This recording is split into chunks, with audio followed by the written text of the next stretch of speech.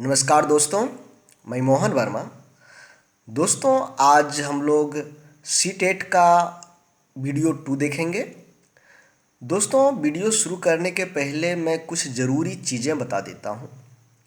सबसे पहले चीज़ कि यदि आप सी टेट की तैयारी कर रहे हैं तो साथ साथ में आपका कोई भी स्टेट का टेट हो, चाहे वह बिहार हो, यूपी हो, एमपी हो, झारखंड हो, कोई भी स्टेट का टेट हो, वह भी तैयारी हो जा रहा है। आपको इसके लिए सी टेट और टेट इन सभी का इसके पहले जो भी एग्ज़ाम्स हुए हैं उन एग्ज़ाम्स के क्वेश्चन को ले लें और इसका विश्लेषण करें। जब इसका विश्लेषण करेंगे तो आप देखेंगे कि दोनों का सिलेबस लगभग एक जैसा है। इसके सी टेट के प्रश्न आपको टेट में मिल जाएंगे, टेट के प्रश्न आपको सी टेट में मिल जाएंगे। इसलिए आपको सी टेट के लिए अलग से तैयारी और टेट के लिए अलग से तैयारी करने की ज़रूरत नहीं है। आपको यहाँ पर एक साथ में सी टेट और टेट की तैयारी हो जाएगी एक साथ में। ये यहाँ पर आप देख पा रहे होंगे कि मैं जो भी प्रश्न आप सबों के अभ्यास के लिए देता हूँ वह प्रश्न आपका कोई न कोई सी टेट एग्ज़ाम में पूछा हुआ रहता है। देखिए यहाँ पर ये फरवरी 2015, फरवरी 2014, सितंबर 2014, इस तरह से जो भी देखते हैं यह आपको वो कोई न कोई एग्ज़ाम में पूछा रहता है। उसी को मैं यहाँ पर अभी टेकअप कर रहा हूँ, एक आपका अभ्यास के लिए दे रहा हूँ और इससे संबंधित अवधारणा पहले दे लेता हूँ, फिर आपको ये। दूसरी चीज़ कि आप लोगों ने मेरा पहला वीडियो देखा और वहाँ पर आप लोगों ने बहुत अच्छा रिस्पांस दिया। व्हाट्सएप पर और मेरे टेलीग्राम पर बहुत सारे लोगों ने आपका रिप्लाई किया, अपना एक्सरसाइज बना करके मेरे पास भेजा, मुझे बहुत अच्छा लगा। दोस्तों, मैं आप सबों को बता दूं कि सी टेट और टेट के लिए सभी टॉपिक्स जितने भी आपके सिलेबस हैं पूरा सिलेबस को कवर किया जा रहा है। चूँकि जिन लोगों ने मेरा इसका पहला वीडियो जिसमें मैं बताया था कि सी टेट की तैयारी कैसी करनी है नहीं देख पाया था, तो कल बहुत सारे लोगों ने मुझे कमेंट में व्हाट्सएप पर और टेलीग्राम पर पूछ रहा था कि क्या सर आप पूरे का तैयारी करवाएंगे कि केवल एक दो वीडियो आप डालेंगे। तो मैं आपको बता दूं कि मेरा रेगुलर 9:30 PM पर प्रत्येक दिन वीडियो अपलोड होगा। साथ ही आपका जितना फुल्ली सिलेबस को कवर करेंगे, एक भी यूनिट या एक भी टॉपिक आपका छूटने वाला नहीं है। प्रत्येक सप्ताह के अंत में संडे आपको प्रैक्टिस सेट दिए जाएंगे। ये तो एक्सरसाइज है ही, साथ में आपको प्रत्येक दिन प्रैक्टिस सेट दिए जाएंगे। आप सबों की यदि किसी प्रकार का प्रॉब्लम होता है तो मुझे व्हाट्सएप पर या फिर टेलीग्राम पर कांटेक्ट कर सकते हैं। यहाँ पर मैं आपका जो भी प्रॉब्लम होगा इसको 24 घंटे के अंदर सॉल्यूशन करने का प्रयास करूँगा। मैथ से रिलेटेड कोई भी रिलेटेड यानी आपका सी टेट या टेट से कोई भी प्रश्न हो जो आपको समझ नहीं आ रहा हो, आप उसका फ़ोटो खींचें और फ़ोटो खींचकर मेरे व्हाट्सएप पर या फिर टेलीग्राम ऐप पर भेज दें। मैं यहाँ पर आपका सॉल्यूशन देख करके 24 घंटे के अंदर भेजूँगा। तो ये मेरा विशेष सहायता रहेगा।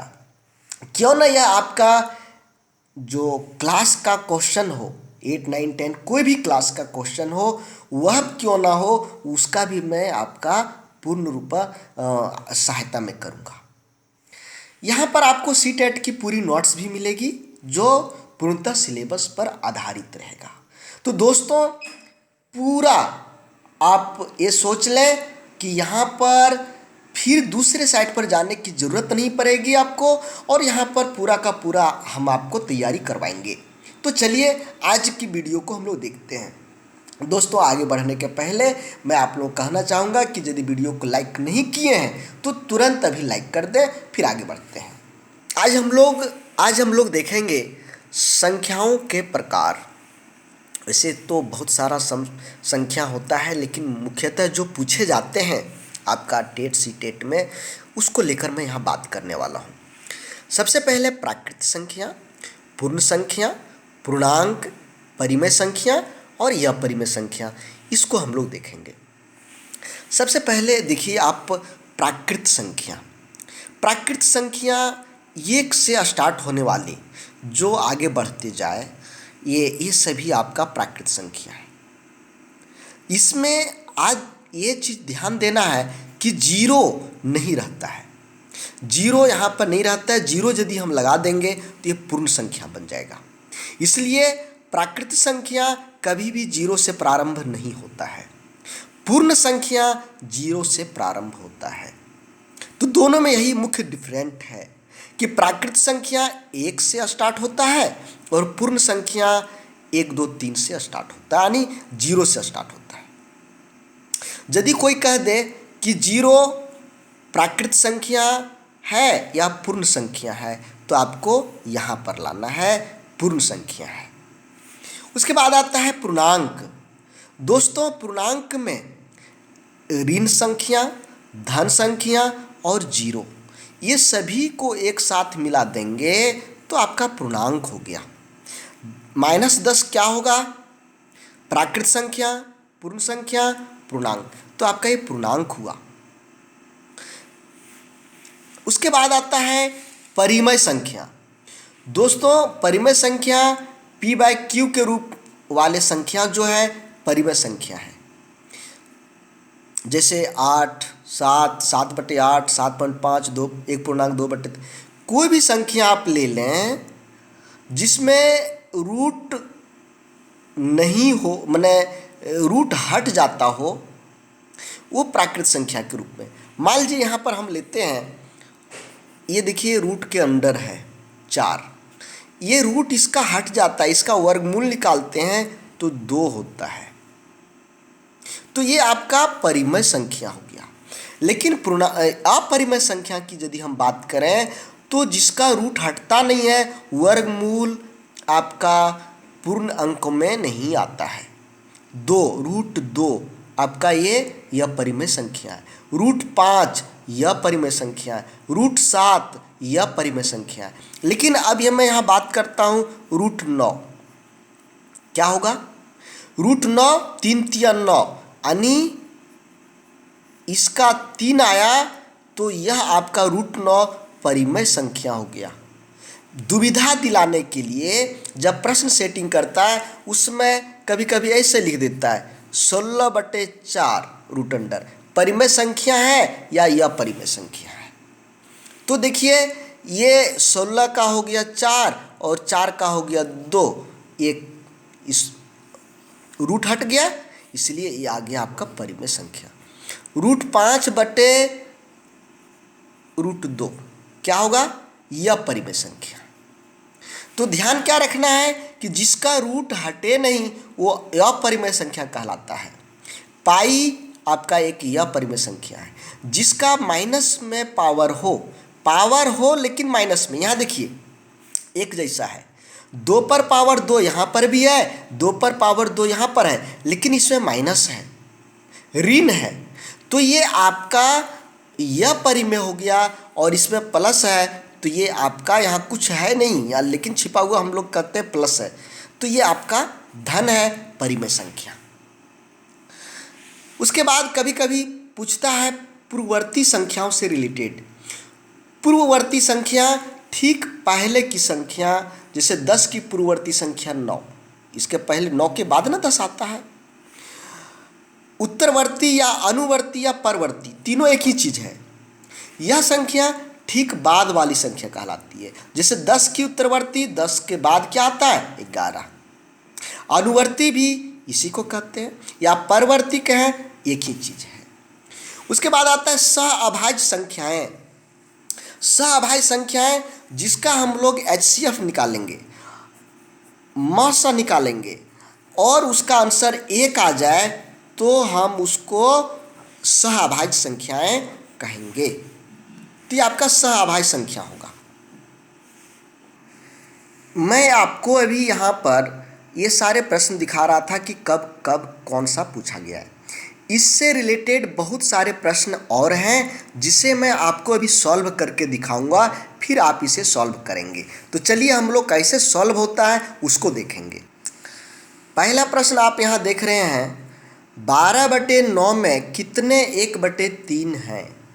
12/9 में कितने 1/3 हैं? यदि कितने आ जाए तो सीधा इसको भागा कर देना है। 12/9 भागा 1/3। तो जब भागा आप देंगे तो क्या हो जाएगा? 12/9। ये हम लोग जानते हैं कि भागा बदल जाता है गुना में, और ये नीचे वाला ऊपर और एक नीचे आ जाता है, होता है या नहीं? अब इसको हम लोग देखते हैं कि ये और ये कैंसिल हो गया, 3, ये फिर कैंसिल हो गया 4, इसका उत्तर 4 आया। फिर से ध्यान दीजिए कि आपको यदि पूछे कितने, इस तरह के प्रश्न रहें और पूछ दे कितने, तो आपको सीधा भागा कर देना है, भाग दे देना है इसमें से इसको।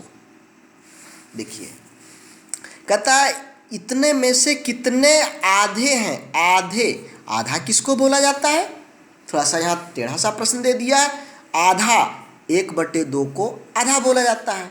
तो हम बताएं कि केवल इसको भागा दे देना है, 1.1/2 भागा 1/2 हो गया।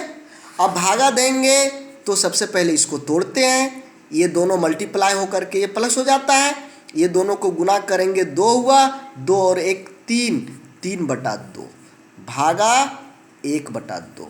अब इसको गुना कर देते हैं, इसको यहाँ पर ध्यान दीजिए, ये बदल करके गुना चिन्ह हो जाता है। जब इसको गुना चिन्ह करते हैं तो ये ऊपर चला जाता है और ये नीचे चला जाता है। ये आपका कट गया।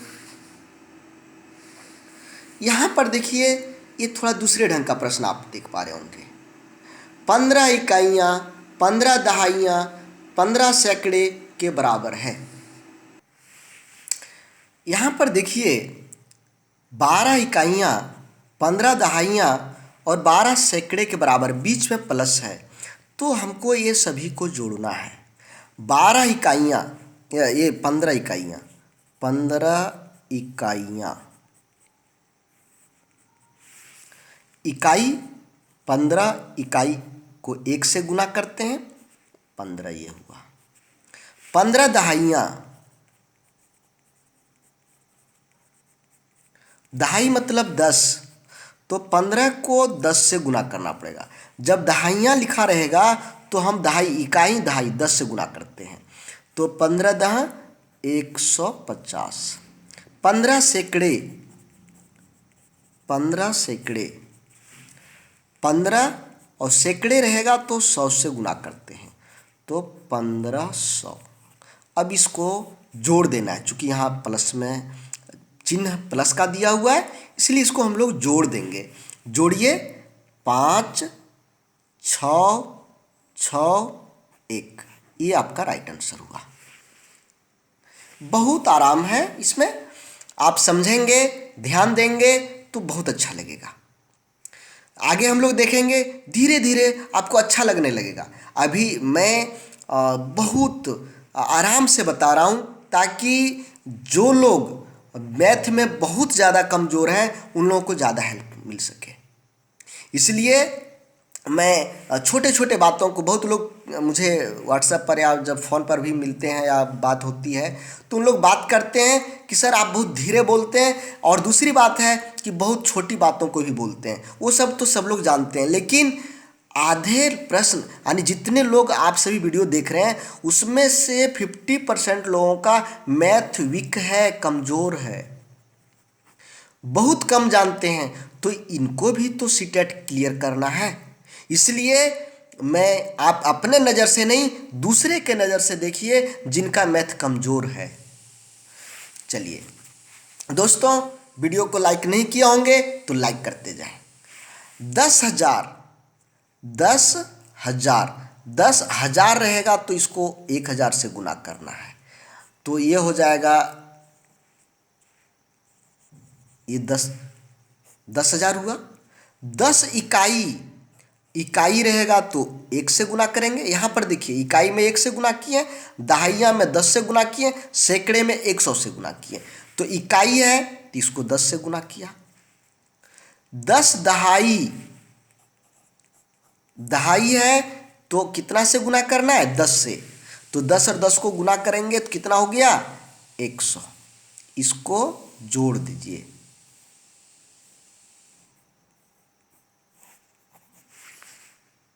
ये देखिए, अब देखिए थोड़ा सा दूसरे ढंग का एग्जाम्पल है कि को इतना से भाग दिया जाए तो भागफल होगा। हमको यहाँ भागा देना है, चलिए भागा देते हैं। भाग दीजिए, कितना होगा? सबसे पहले एक बार लग रहा है, ये सभी आपके 0 0 आ गए। अब उसके बाद हम लोग एक अंक उतारते हैं। अब देखिए ये बड़ा हो गया, ये छोटा रह गया, तो दूसरा उतारने के लिए हम लोग 0 देते हैं। याद करिए, 0 दिए तो 1 उतारे, फिर से ये बड़ा रह गया, ये छोटा, तो एक और उतारना है, तो इसके लिए पहले हम 0 दे लेंगे तब उतारेंगे, और फिर एक बार तब लग रहा है। तो ऐसे आपको बनाना है। 5 और 8 के बीच कितनी परिमेय संख्याएं होगी? 5 और 8 के बीच कितनी परिमेय संख्याएं होगी? देखिए 5 और ये है 8, इसके बीच कितनी परिमेय संख्या? 6 7। आप अनुमान कहेंगे कि 2 है, लेकिन अब इसमें बताइए 5.5, 6.5, 7.5, ये भी तो आ रहा है। 5.1 5.51, 5.52, 5.53, ये तो इस सब के बीच में आ रहा है। यानी कोई भी दो परिमेय संख्या लेंगे, ये दोनों के बीच में अनंत परिमेय संख्या होती है, अनंत परिमेय संख्या होती है। हम 5.51 और 5.52 की बात करें तो इन दोनों के बीच भी अनंत परिमेय संख्या है। कोई भी दो परिमेय संख्या के बीच कितनी परिमेय संख्या पूछा जाए तो उसमें आप लोगों को उत्तर अनंत देना है।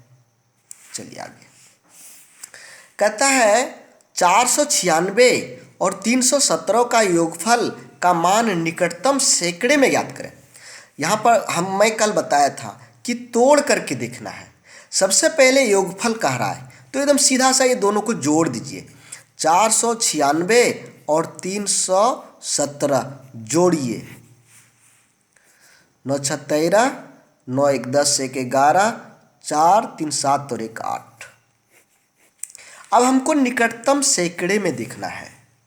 यदि निकटतम सैकड़े में देखना है तो दहाई का अंक हम देखेंगे। क्या देखेंगे? दहाई का अंक।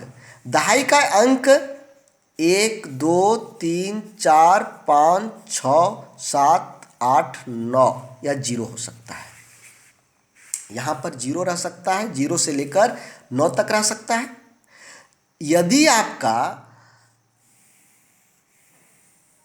0 से लेकर 4 तक रहेगा यहाँ पर, तो ये दोनों को 0 बना देना है। तो यहाँ पर 1 है तो ये दोनों को 0 बना दीजिए। यानी ये किसके नज़दीक है? 813 800 के नज़दीक है। यदि यही आपका 876 रहता तो यहाँ पर दहाई में देखिए ये 7 है, तो यहाँ पर 1 बढ़ा देंगे, 900 के नज़दीक है। किसके नज़दीक है? 900 के नज़दीक। नज़दीक पूछ रहा है कि ये किसके नज़दीक। इधर आपका 800 है और इधर आपका 900 है, तो 813 किसके नज़दीक? इसके नज़दीक ना होगा। किसके नज़दीक है? निकटतम, नज़दीक, ये देखना है। तो नज़दीक देखने के लिए आप यहाँ पर देख लेंगे कि यहाँ यदि 4 तक है तो सोचिए इसके पीछे का नज़दीक है, और यहाँ 4 से अधिक हो गया 5 6 7 8 9, तब ये सोचिए कि इसके आगे वाला का नज़दीक है। आगे देखिए कहता है 25 × 30 के गुणनफल में क्या जोड़ा जाए ताकि जिससे 1000 प्राप्त हो।